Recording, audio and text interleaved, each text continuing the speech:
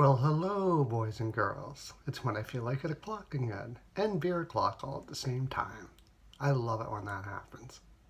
Well, today we're continuing on with our new series where we go through mid-season predictions, projections, however you want to put it. We look at what has transpired, what my projections were, and how accurate they were, and where we're heading from here. Before we go, though, before we start, I must remind you, Jaime's body lube, for when you've got Tuukka in your Rask. There, I said it. Anyways, Boston. Okay, first of all, it has just been sort of thrown out there that Boston could be thinking about firing Julian. You are idiots. I'm sorry. That's the last thing you can do is fire Julian. If it's not for Tuukka Rask and Julian right now, you are done. You've made horrible moves, and you've got your scouting staff too. You have a good scouting staff that's doing fairly well. And I don't know, maybe they were working on these decisions as well, but your scouting staff's doing fairly well, I guess. I mean, there's a lot of things that I kind of disagree with, but they've picked some, with the picks that I don't agree with or I think are not going to work out well, there are picks that are going to go extremely well. And one of those being McAvoy. Wow. What a defenseman you got on your hands there. And you got Carlo, and that was a fantastic pick in the second round. It's weird. It's like a mixed bag when it comes to them with picks. Anyways, this is about projections for the next year. If they fire Julian, I predict they miss the playoffs really bad. I had them missing the playoffs this year, just barely, and it looks like they're sort of around that area.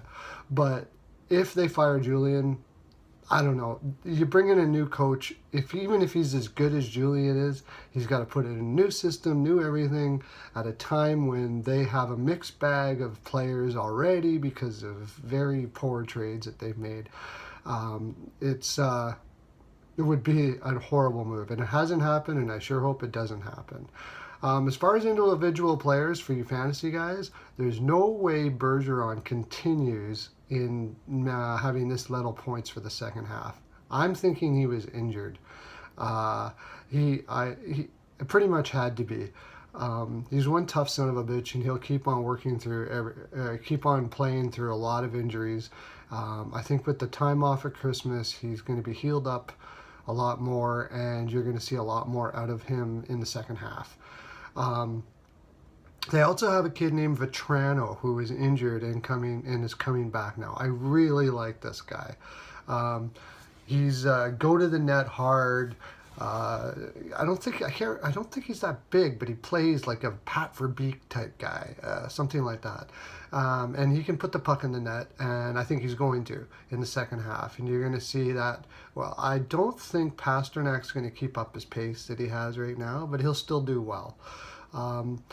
He's got a high shooting percentage and stuff like that. So on defense, they really need help as far as moving the puck is concerned. You'll probably see Krug stick somewhere around the 40-point mark.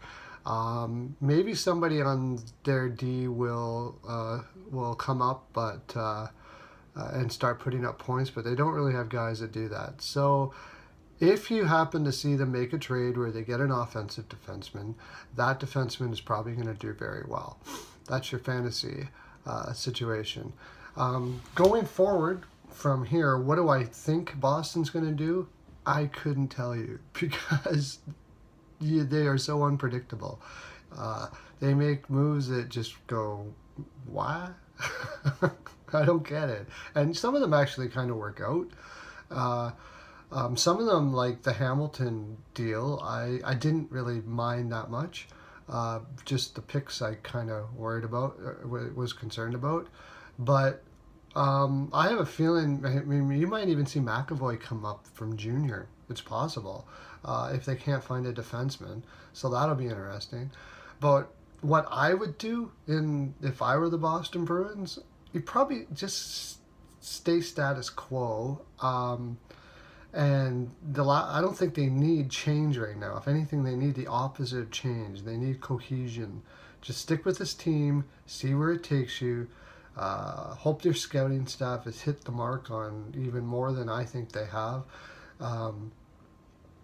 But like Sinishin, who was cut from junior, I think is an excellent player. I think probably more like a third line, can get you 30-point type player. But there could be a couple guys in there that just surprise or whatever. Keep your draft picks and get some cohesion, see where the team is at, and then go from there. What do I think they're going to do?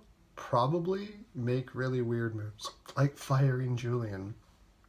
That would be devastating for this club. No way.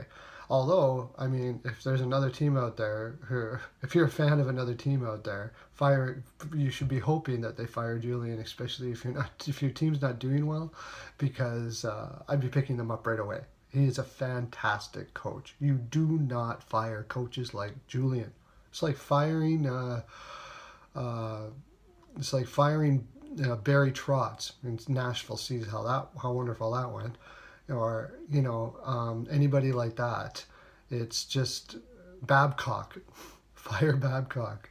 Yeah, no. Well, that's my full 42 for you today. I hope you Boston fans keep your head up.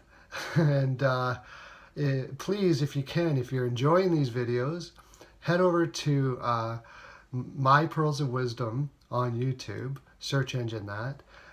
Go on there. There's a whole bunch more I'm making. Hit the like button. Definitely hit the subscribe button. It really helps me out to be able to keep on giving you this fine programming. Now I'm going to go back to beer o'clock and maybe even some Nutella o'clock. Have a great day, everyone.